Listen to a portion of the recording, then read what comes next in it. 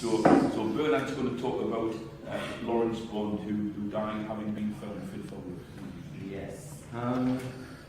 First of all, I'd just like to say it's a week since 5 people were killed just a few hundred yards from here. You can actually see where that murder took place. And I think all of our hearts go up to their friends, their families, their loved ones, the people who have had to deal with that tragedy. We're dealing with another tragedy. We learned from the Star on Sunday that this terrible murder was committed by a benefit scrounger, that he was using public funds to fund his killing spree. And I think it's really important for us to get the message across that this was a man who had a psychopathic past. It's nothing to do with benefits, because we've got information on a lot of other people who've never been on benefits in their lives. I've been on benefits. When I saw Daniel Blake, I thought, it didn't move me in the way I had expected, because I thought, that's what it's like, week after week after week after week. And so I didn't have the same reactions friends I saw it with who've never been on welfare, have never been sanctioned. And I think it's really important that we fight. We're going to talk about Lawrence Bond because, interestingly, Unite Community Camden is a new branch. We only started 2.5 months ago, and within the first 10 days, we had Lawrence Bond's death, which is in our area. And we organised a vigil to which I am proud to say that John McDonnell and Debbie Abrahams both came, and at which they both spoke very movingly. And I think we should acknowledge their participation and their support for these campaigns, because it's really important that MPs do know that when they're doing the right things, we appreciate it and we support it. So thanks to you, Ian, but also thanks through you to them and any others who are with us. Lawrence was 56 when he died just 2 months ago. He was a quiet man. He didn't like to make a fuss or ask for help. According to his sister, he suffered from anxiety all of his life. He'd worked continuously from the age of 16 when he trained as a car mechanic until his last full-time job ended 38 years later. Along the way, he'd acquired computer skills and a van in which he felt safe and protected. He travelled around fixing computers, photocopiers, cash registers, and other electronic equipment for companies. He was 54 when that last job ended, and by then he had health problems, mobility and breathing difficulties, and other health issues linked to his weight. Although he wanted to work, he'd been unable to get a job, and on medical grounds, he was placed on what was then called incapacity benefit. During the 2 years of unemployment, his health deteriorated, his anxiety and his weight increased. Things changed.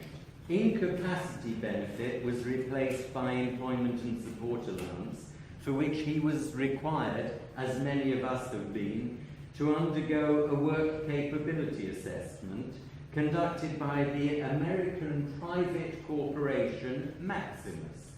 Maximus, as I'm sure you're all aware, only got the contract after the French firm Atos withdrew, largely because it was so widely criticised, but also because it had other bigger contracts coming as a reward for failing on the work capability assessment. And that's because it knows who its friends are, and they are not our friends. Maximus declared Lawrence fit to work, and after a second assessment, his ESA was cut. That meant that as part of the process of seeking work, he was required to sign on regularly at his local job centre. Lawrence appealed against the fit to work decision and lost. He continued to have to sign on, and he was getting sicker. He submitted a second appeal and waited.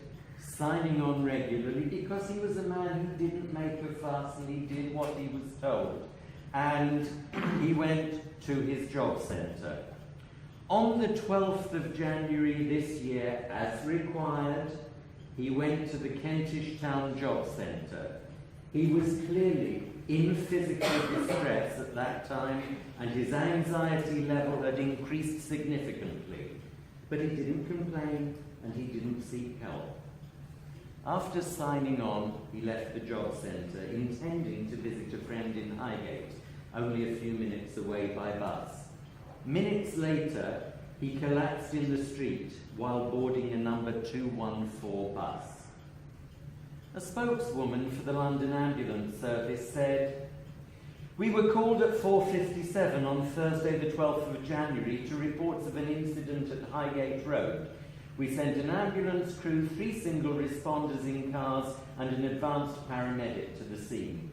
The first of our medics arrived at the scene in under 7 minutes. Sadly, despite the best efforts of our crews, a patient died at the scene."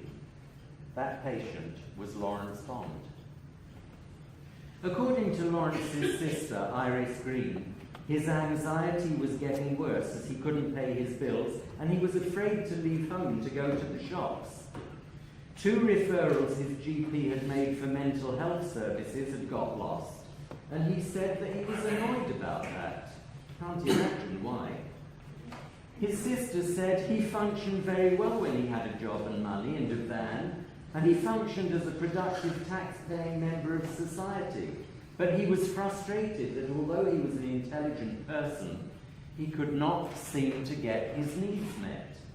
And at the vigil, she said repeatedly, he didn't ask for help. He wouldn't tell her that he had problems. So he suffered in silence. Iris Green, his sister, said she felt sorry for the job centre staff and realised that they face an awful dilemma, being responsible for collecting signatures from people signing on as fit for work, even when they can see that these people are very sick. She also said, "I realise that the reception staff have no clinical knowledge or responsibility for doing it, but the rules need to be changed so that they have the right and the discretion, and I would add the obligation, when they see a human being turning up in physical distress, to flag that situation up and ask for urgent reassessment. The main thing is that they have the means to make sure this doesn't happen again." And how many times do we end up saying, on behalf of people who have been bereaved, we and they are only trying to prevent this happening again? She said, "We have such a tick-box society. If we can change that, then people can flag things up and really help someone." A spokesman for the Department for Work and Pensions said, "The local job centre has been supporting Mr. Bond, and our sympathies are with his family at this difficult time." Could it be a difficult time that they had brought about?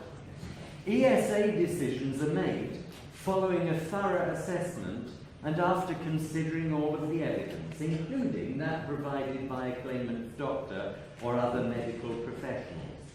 And those of us who've been through it know that that bit isn't true.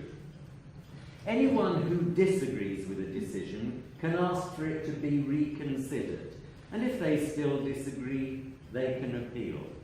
And we know of hundreds who have disagreed, and who have appealed, and who, like Lawrence Bond, Daniel Blake, and other people whom we will name tomorrow, have died while awaiting either a first appeal, a second appeal, or having failed the appeal and been forced to continue, or who have given up altogether, and in some cases, starved to death.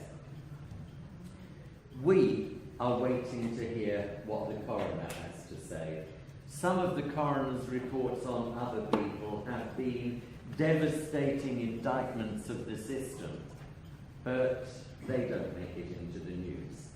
Stories of crazed benefit scroungers who kill people do. When we held a vigil for Lawrence on the 25th of January, Debbie Abrahams and John MacDonald both came and both spoke, for which we are grateful. And Ken Loach, whose film I, Daniel Blake was screening at the time, came and gave us this simple message. And that was, the system is working. We have refined it for our campaign for tomorrow to their system is working, our people are dying.